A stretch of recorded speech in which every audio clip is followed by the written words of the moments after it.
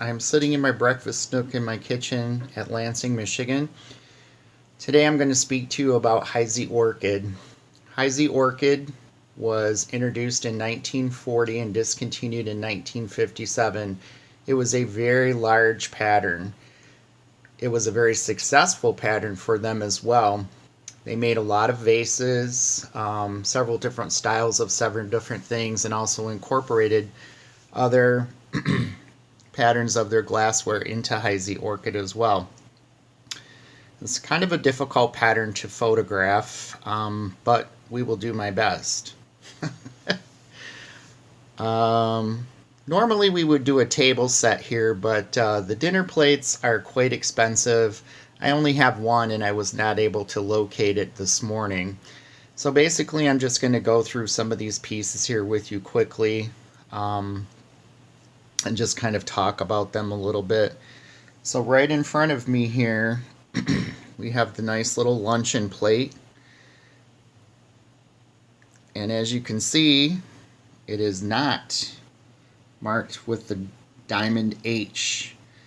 A lot of Orchid is not marked with the diamond H, just so you young collectors know that.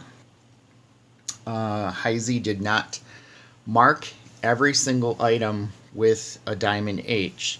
I'm going to show you a cake plate here that has a paper label. That is its marking. So it does not have the diamond H, but does have a paper label on it. That is taped on there so that it is never going to come off.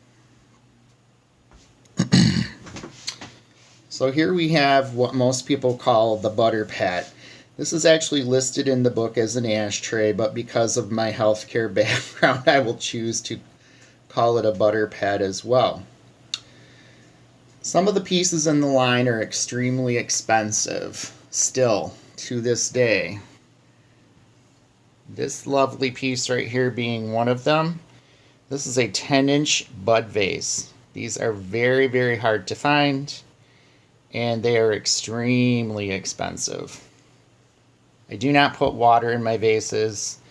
If I choose to put flowers in them, I line them with a plastic bag, put a rubber band around the top, use the greenery to cover the rubber band, and just put the water in the plastic bag.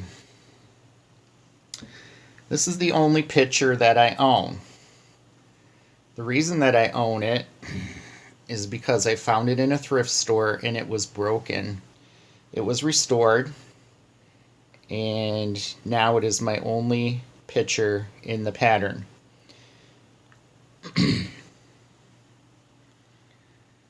Next, I have this beautiful ice bucket. This is a very favorite piece of mine. It still has the nice handle on it. It's very, very pretty. Another favorite of mine is this cruet.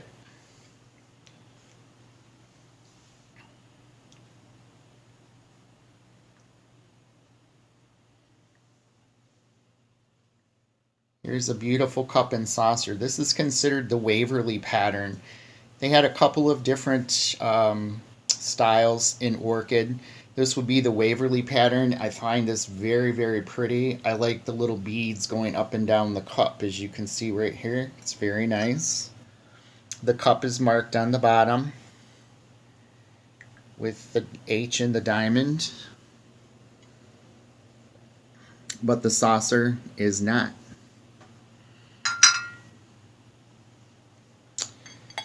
Here's a little bell in Orchid. Believe it or not, Heisey made 4 different bells in this pattern. Why? I do not know.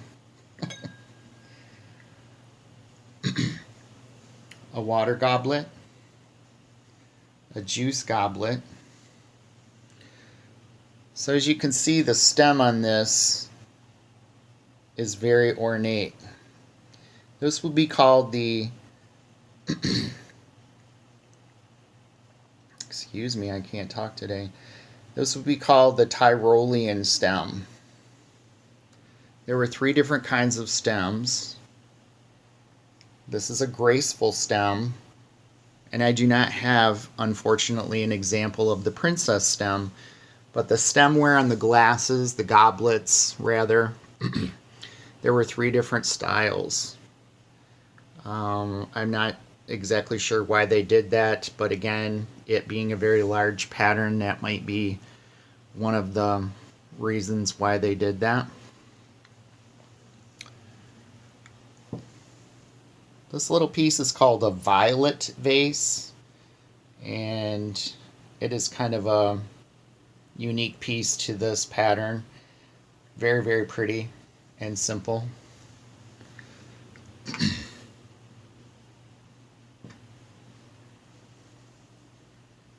These are salt and peppers, obviously, in the Waverly design. You can see the beads going down the sides of each one. These are very graceful. They're surprisingly very well molded to the human hand. They fit just perfectly in your hand. It's amazing.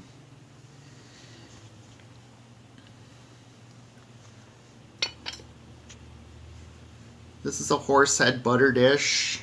I'll see if I can get closer to the finial. And if you'll notice, the bottom plate is decorated as well as the top of the piece. Very pretty large footed bowl.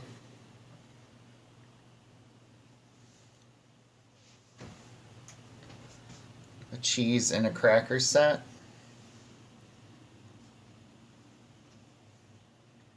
This is one of my favorite candle holders.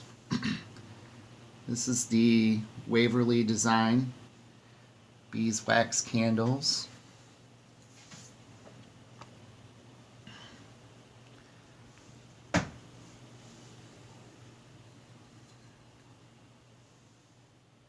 Heisey called this piece a nut dish.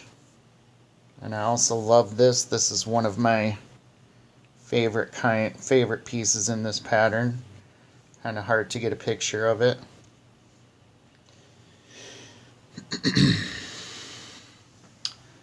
Gorgeous center handled server. This is one of the pieces that I was speaking of in the crossover pattern. So this would be the lariat pattern in Heisey, which was another complete line all by itself. And this is obviously orchid decorated. This glass is considered elegant glass. It is highly polished. I use this book right here, and it gives you an idea of what was made in the pattern. It has prices in there, but realistically, some of those prices are not well observed today. However, there are pieces in the line that sell quite highly still.